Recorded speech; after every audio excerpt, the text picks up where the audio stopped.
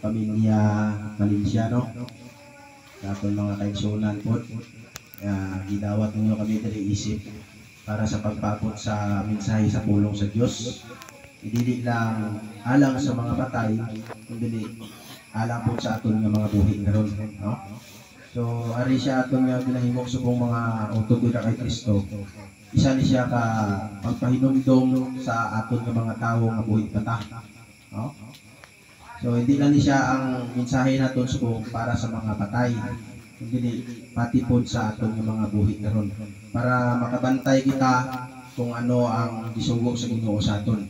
So salamat sa atong mga kaigsunan, salamat po sa atong mga higala o kapamilya sa atong nga igsoon nga napatay si Vicente Vincent Valencia, no? So salamat sa inyo tanano sa pagpamati sa pulong sa Ginoo. So ini siya, isa ni siya ka bugal, no, sang Dios. Nalipay ang Ginoo sa aton nga ginahimo subong kapinagid sa nagapamati karon sa pulong sa Dios. Amo naman ni siya ang kumbaga kabubuton sa Ginoo o gusto niya nga matabo nga mapamatian naton ang iyang mensahe para mabalaan naton kung ano ang iyang kabubuton. Now karon diri sa aton nga tema na parte sa mga patay mga igsoon, giwali sa atong igsoon nga kung ang isa ka tawo mapatay na, so wala na kita sa ginatawag nga magulang na sa aton ang ginatawag nga espiritu. So ang lawas nga napatay una sa sinugdan sa Genesis, gihimo sang Dios nga abog, no, giumol kita sama sa abog o gihimo nga gihuypan niya ang aton nga ilong para mahimo kita may ginhawa. So ang Dios ang may pakana sini tanan, siya ang naghimo sini sa tanan. So siya pud ang may katungod sa pagbawi sini sa tanan, no? Kay kita gibuhat niya gikan sa abog, so sigurado lang gid nga kita mubalik pud sa ginatawag nga abog. Para siya kay Vincent subong siya gikahaya na diri kay iyang lawas kung aton una-unaon nagikan man siya sa abog. So sigurado na lang gid nga ang iyang espiritu sini mubalik po dito sa naghatag, no? Umusa mo na sa Ecclesiastes 12:7, no? Ang Hebreo 9:27 mga igsoon kung aton basahon. Mao po niya ang iyang gisulti diri. Ang Hebreo 9. Ingon pa sa pulong sa Dios, huwag maingon nga ang tao gibutan nga mamatay sa makausara ug tapos ni ana mao ang hukom. So bisan pa kita mga igsoon, bisan pa si Vincent gibutan sa Dios nga mamatay sa makausara. Kay isa lang kita mapatay, no? Pagtapos na amo na ang hukom, no? So isa ni siya pagpahinumdum sa aton, pagpabantay sa aton mga igsoon. Nga kita mintras buhi mata subong, amo gini siya ang aton nga dangatan, no? Mapatay ta, pagtapos aton patay, amo na ang hukom siya. So mao na siya nga kinahanglan pangandaman nato ni siya nga mga butang, no? Pangandaman nato ni siya nga mga butang para kita makabantay kay kita tanan magsugot takad sa hindi padulong niya punta sa ginatawag nga kamatayon para sa kay Vincent, no? Wala ta sa mahimo, no? Kay kumbaga nakatuka na siya nga daan, no? Nakatuka na siya sa aton nga kinabuhi. Amo na siya nga ang mga pulong karon nga aton nga ginabasa, gibuhat nato siya, gibasa nato ni siya para kamo kita nga mga buhi karon makabantay kita. Na kung kita mapatay gali, wala na kita sang mahimo pa. Wala na sang kahigayunan pa nga kita magbalik diri sa kalibutan. Kay ang tapos ini amo na ang hukom sa Dios. So amo na siya nga kita gipahinumduman ta nga mga buhi subong. Nga kung mapatay man kita, kinahanglan aton gid sigurohon nga makaambit kita sa kisaan sa Dios nga amo ang kaluwasan. No? Kay kung wala ta sang nagapangita sa ginatawag nga kaluwasan naton mga igsoon, walay sabayan kung kita mapatay sumong dayon, no? Pero kay balaan ko sa to nga kasing-kasing kita na nagpangita sa ginatawag nga kaluwasan. Amo na siya ang pinakadako nga importante, no? Sining pulong sa Ginoo para mabalaan naton kung ano ang kabubuton sa Dios.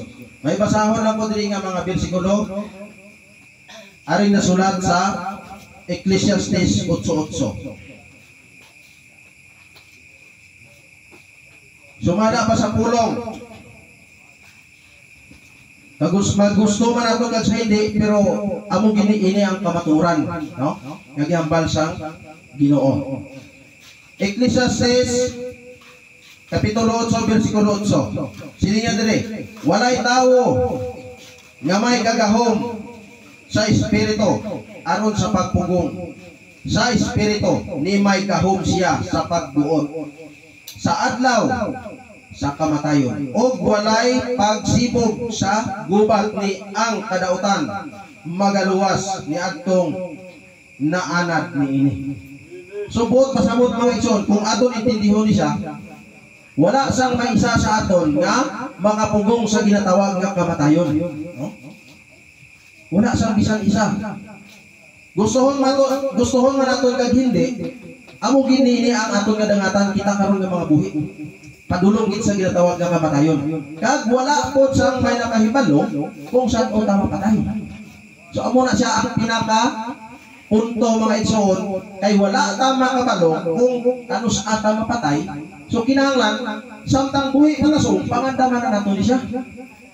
Kay kung hindi nato ni siya pangandaman, pag abot sa panahon, ang nasulat diri sa Juan 12:36, mitras naa pa ang kahayag diha kaninyo uban sa hamubo nga panahon, panglakaw kamo ingon pa sa Ginoo. Kay basig ko niya mahiapsan kamo sa kangit-ngit. Ang nagalakaw sa kangit-ngit wala masayon kung asa siya paingon. So pwede nato ni siya maitandi, kumbaga makumpara. Aring kahayag nga ara sa aton subong sa lubo na lang nga panahon nga upod pa sa aton, butan naton aring aton nga kinabuhi. No? Nubo lang ang ginahambal sa Ginoo nga mitras ara pa na sa aton, ara pa sa inyo, ara pa sa akon ang kahayag sa lubo na lang nga panahon.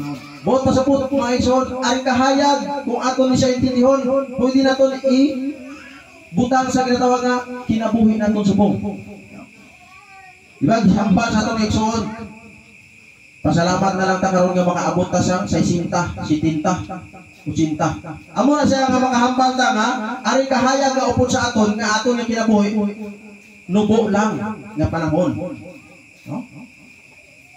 Kay siling sang Ginoo, kay basig maapsan kamo sa ginatawag nga angit-ngit, siya nga nagalakad sa angit-ngit, wala masayo kung asa siya paingon. Ang angit-ngit mga igsoon, pwede na ito ikumpara sa ginatawag ng kamatayon. No? Ang tao nga kung siya mapatay, wala na nasayod sa iyang kagikan. Basahon naton ang nasulat diri sa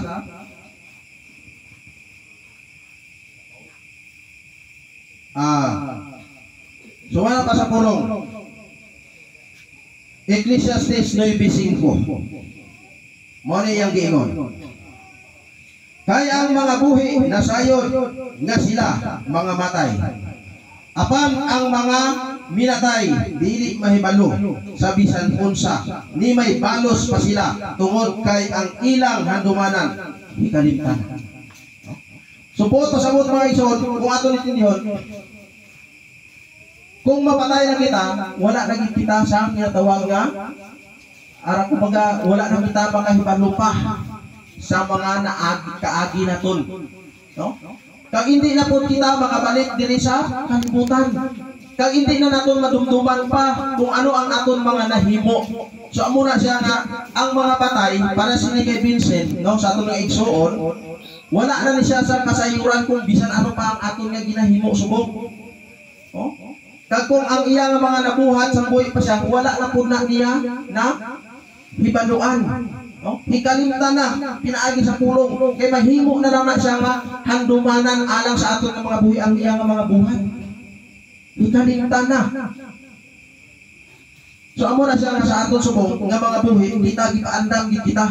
Kay kita na sayon nga kita nga mga buhi, padulong gid kita sa ginatawag nga kamatayon. Mao bitaw na ang giingon ni Ginoong Hesus o giingon sa Ginoo, sa Dios. Nga mitras hingkaplangan na pa si Jehovah nga Ginoo. Pangitaon naton siya, no? Isa siya kasumbo, sumala pa sa Isaya. Ginoo magsimba ta sa Dios dito sa iyang limutan. Ang paghalad sa atong kaugalingon ngadto kaniya. So unsa nga pamaagi nga ihalad nato ang atong kaugalingon ngadto sa atong buhi Dios. Unsa nga pamaagi? Adunay gibilin sa Ginoo. Gibilin nga tabernakulo kung asa ka masimba sa Amahan. Dili tinukod og tawo, kundi dili tinukod sa Ginoo. Atong basahon ang Hebreo kapitulo 9 bersikulo 11. Tinuod ang gisulat sa pulong sa Ginoo, maugid ni aton nga ginahutdan. Kay sa pagtunghan ni Kristo ingon nga labong saserdote sa mga maayong butang nga nanagpangabot ng natas sa labi pang dako ug labi pang hingpit nga tabernakulo. Simbahan nga gitungkod sa Ginoo nga dili hinimog kamot sa ato pa, dili iya sa iyang tanong kabuhatan. So unsa man nga tabernakulo? Dugang, usa ka mag-aalagad sulod sa dapit nga balaan o tinuod nga tabernakulo nga gipatindog dili sa tawo kun dili sa Ginoo. Ay unsa man kahani nga simbahan o tabernakulo no nga gipatindog sa Ginoo daw dili sa tao. Kinalasan ni bersikulo ato na lang ipaambit ang tanan sa Juan kapitulo 4 21 hanggang 24. Kung sabi kingon, adunay nagigsurya ng babae sa meanon. Ganito ang Ginoong Jesucristo. Padalingunan na nato, pag-ayo. Ug si Jesus miingon kaniya, babae, tuo iha ko. Si Jesus ang nag-ingon ha, si Jesus. Kaliabot nantak na nga kamo magasimba sa Amahan, dili lamang tinira, ni Bukira, ni sa Jerusalem. Kamo nagasimba sa wala ninyo hiili. Kamu daw, katong mga babaeng sa mayaan, nagasimba daw sila sa wala nila na may sayran ba? Wala nila na ibaluan. Apan kami nagasimba. Oh. Ang atong Ginoo nag-ingon, apan kami nagasimba sa among nailaan. Ang Ginoo daw nasayod kung unsa iyang gisimba. Dugang, kaya ang kaluwasan nagagikan man sa mga Hudyo. Apan ang takna kaliabot o karon mauna. Nga ang tinuod nga mga magsisimba, magasimba sa Amahan diya sa Espiritu o sa kamatuoran. O sa gingon, tinuod nga magsisimba, magasimba sa Amahan diya sa Espiritu o sa kamatuoran. Kay kini maoy gipangita sa Amahan nga maoy ka nagsimba kaniya. Tinuod nga tuluhan, tinuod nga magsisimba, o sa ito pagingon, gipangita po sa Amahan.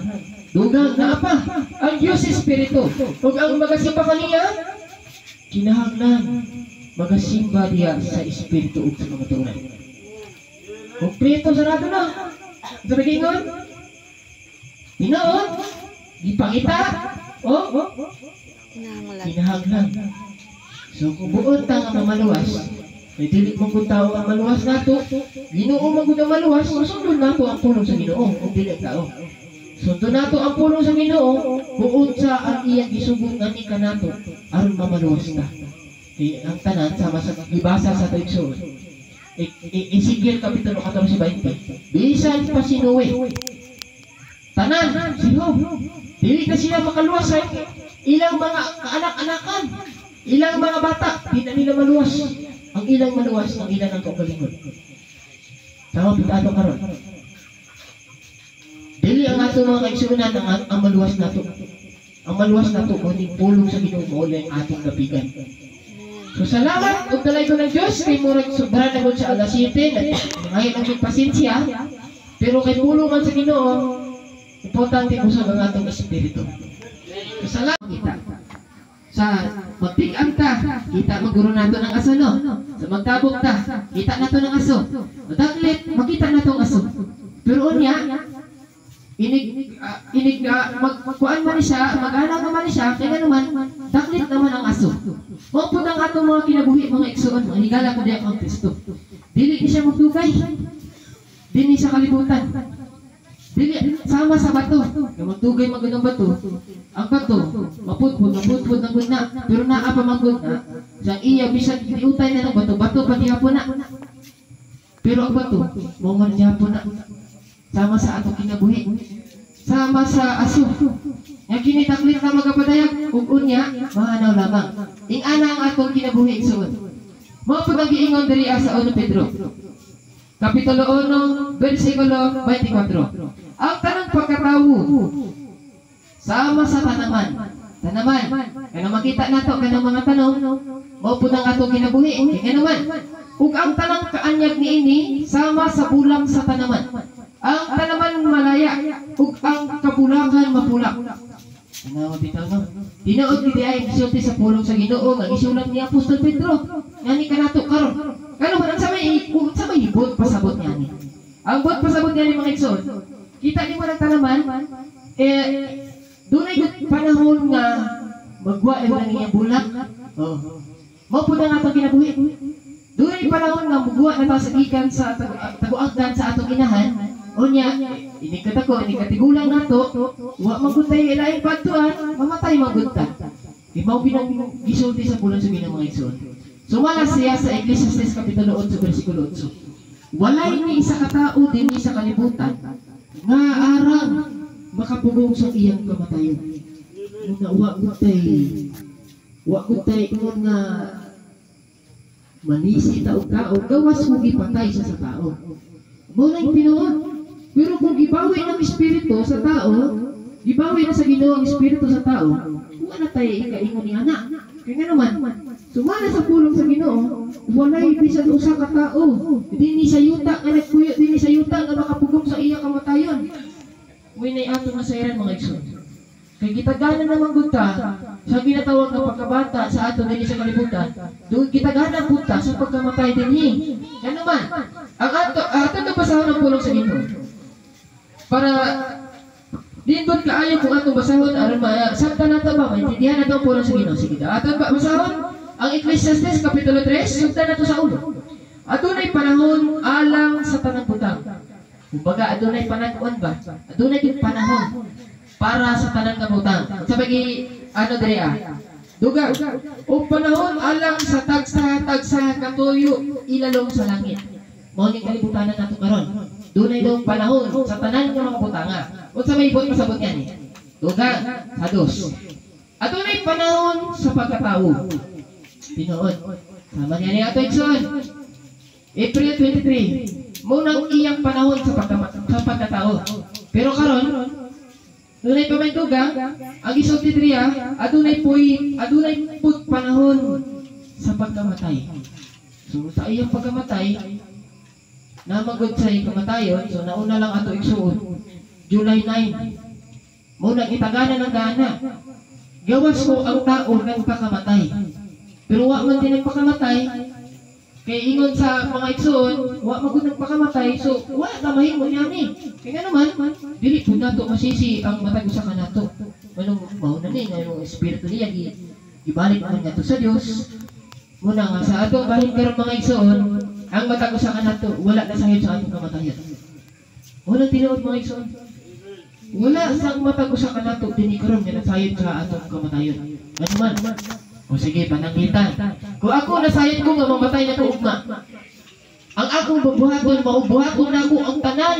Kamatyan ako ang pulong sa Ginoo. Ano man? Para may ginatawag na secure ka sa atong kaluwasan. Muna'y atong tinguhaon kung nasayad ka, nga mamatay na tanan ugma, ay, tinuod, atong buhaton ang suko sa Ginoo. Pero karon, wala magod sa isa ka nato nga nasayod, wala kami buhat. Kung dili sa pagbuhat namang sa pulong sa Ginoo, hangtod matuman ang tanan nga gisulat. Sige daw ato nabasahon pe. Ang Ecclesiastes kapitulo 8. Ano'y pe? 14 a 12. Sige ato basahan ang pulong sa Ginoo. Kaya ang tao usab wala may balo sa iyang panahon. Wala gid ay isang tao nga may balo sa iyang panahon. Pulong sa Dios. O ang usa ka tawo nga mahilo magakuha og hisupo. Kani siya. ug igatuslob niya sa tubig, ug igasablig sa ibabaw sa balong-balong, ug sa ibabaw sa tanang mga ginamiton, ug sa ibabaw sa mga tawo nga atuan dito. Sa pag-ingon, ug sa ibabaw ni adtong mihikap sa bukog, kun sa gipatay, kun sa minatay, kun sa lubnganan. Tama gid ang isulti sa pulo sa Ginoo. So ang tanan nga naa diri kinahanglan pagawisikan nining maong tubiga gikan sa isupo. Dili lang kay ang mga tanan ng mga ginamiton, kundi tanang mga tawo sumala sa pulong dili nako ug maupod ang lubnganan. So salamat ug dalaygon ang Dios sa ngalan ni Jesus di ining tagna sa kagabiyon atong nihatag ang bulaton sa manukat.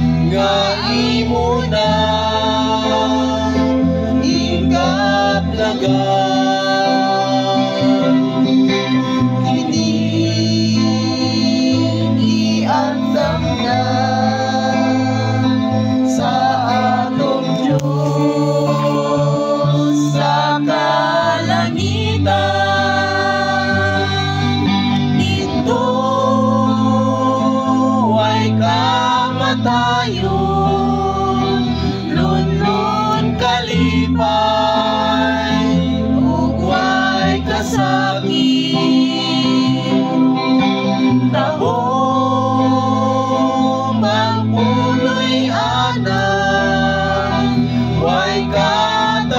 sa ang kalipay,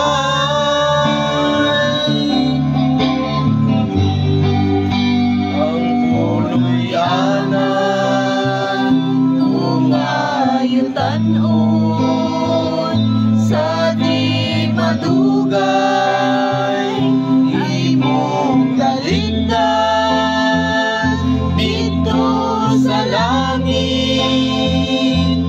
Ikaw adto sa puloy anan nga bulawan. Dito sa langit, ikaw mo adto